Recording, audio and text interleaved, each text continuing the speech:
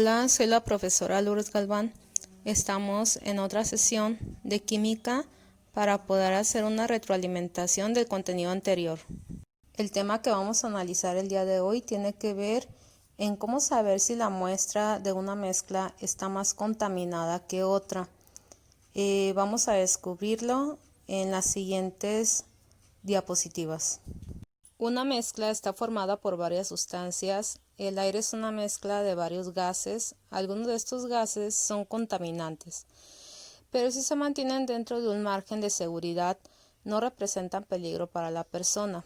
El problema es que las sustancias contaminantes aumentan su concentración en el aire que respiramos. Hay algunas ciudades más contaminadas que otras, como el Distrito Federal, que está muy contaminada. Esos contaminantes pueden no ser perceptibles a simple vista y causan mucho daño. Por eso se ha creado sistemas de medición de la contaminación tanto para el aire como para el agua. En algunas ciudades, como te había comentado, tienen medidores y a veces hasta tienen una alarma en la cual especifican a la gente que no es seguro salir, que se queden en su casa porque la contaminación está muy alta. Para medir la contaminación ambiental se cuenta el número de partículas que se encuentran en una cierta área por unidad de volumen del fluido. El aire es una mezcla de gases, nitrógeno, oxígeno, argón, anhídrido carbónico principalmente. Ya lo habíamos estudiado anteriormente cómo estos gases llegan a estar en el ambiente, pero también observado cómo es posible que algunos lugares estén más contaminados. Hay países, por ejemplo, donde tienen un montón de industrias y la contaminación es tanta que la gente a veces tiene que salir hasta con cubrebocas. Entonces, la salud de esas personas no es muy buena o no va a ser muy buena. Una vez un maestro nos contaba que una chava del Distrito Federal había venido aquí a Zamora y como era aire más limpio, la chava sentía que se ahogaba. ¿Cómo es eso? Un contaminante es toda sustancia que puede causar efectos medibles sobre el humano, en los animales, las plantas o los materiales. Un contaminante es todo aquello que llega a transformar o llega a que la composición de esa mezcla sea completamente diferente, o sea, más o menos diferente. Se mezclan algunos gases que pueden ser tóxicos o que pueden ser malos para el ser humano, ¿no? Y eso depende también en qué lugar está habitando. Hay contaminantes primarios que se introducen directamente al aire y secundarios que se originan en la atmósfera a partir de reacciones que implican a contaminantes primarios. Los principales contaminantes son monóxido de carbono, óxidos de nitrógeno, hidrocarburos, óxidos de azufre y partículas. Muchas de este tipo, la mayoría es porque ya te comentaba yo que hay fábricas que están por ahí cerca que pueden llegar a contaminar. Por ejemplo, en Estados Unidos hay áreas donde tienen un montón de criadero de ganado, por ejemplo. Entonces, en ese criadero de ganado hay un montón de riego, pero de riego de heces fecales. La gente que vive ahí está constantemente oliendo los restos de esas heces. Imagínate vivir ahí.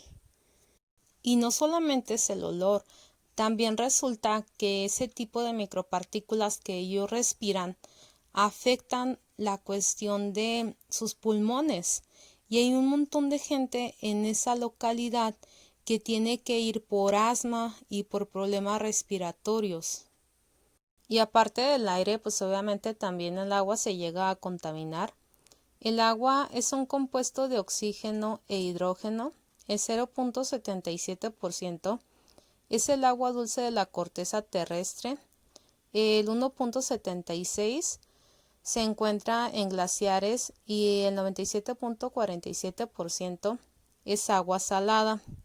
Se encuentra en los humanos de un 65 a 75%.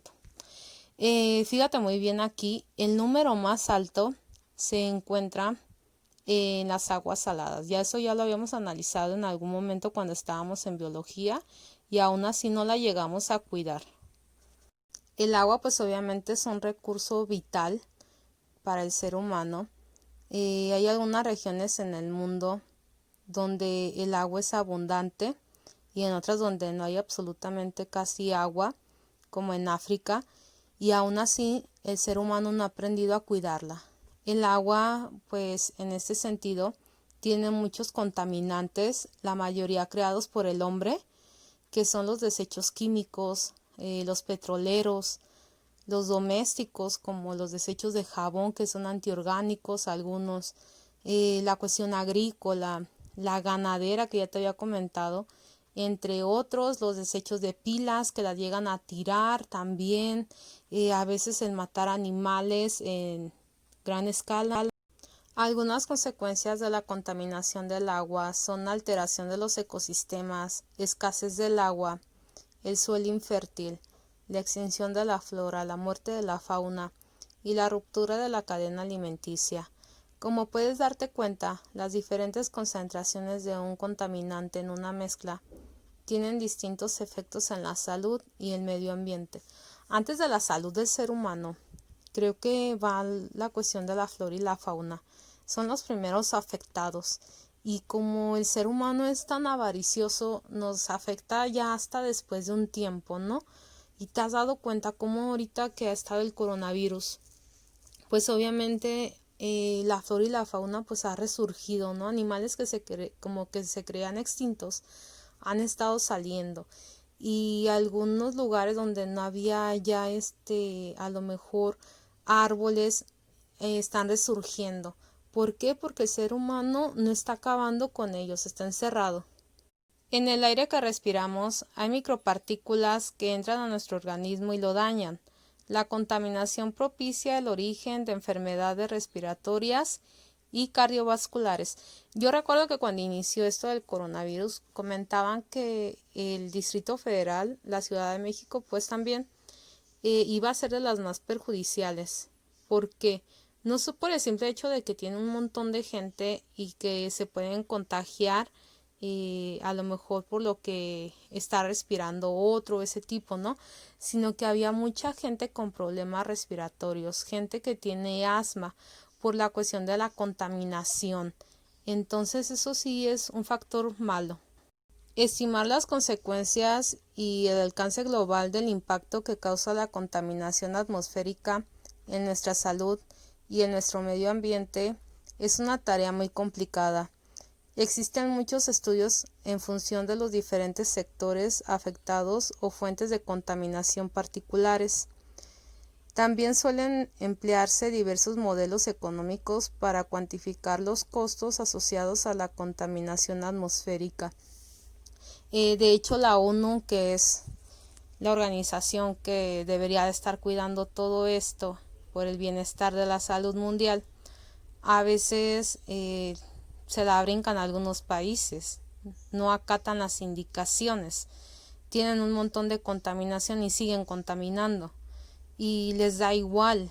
La gente de alguna localidad está muriendo por cuestiones de contaminación y les da igual también. ¿Y cómo saber que en realidad una mezcla está más contaminada que otra? Pues obviamente es aplicando las cuestiones de análisis cualitativos y cuantitativos. A veces en realidad se tiene que hacer todo un estudio más a profundidad porque no se sabe si está contaminada porque se ve completamente clara el agua, ¿no? O qué tal si el aire, pues ni siquiera lo llegamos a observar. ¿Cómo sabes que el aire está contaminado? A lo mejor si vas en un área que está como muy alta, como aquí en Zamora, que saliendo puedes llegar a observar la ciudad, a veces sí se llega a ver la contaminación que hay aquí en Zamora, ¿no? Y eso sí lo puedes llegar a observar, pero cuando ya estás inmerso aquí en la ciudad no dices, ay, mira que hay un montón de humo y eso es una contaminación, pues no lo podrías hacer, pero la mayoría tiene que ser con un análisis a profundidad para poder ver si el aire está contaminado, si el agua está contaminada, y eso sería todo el día de hoy.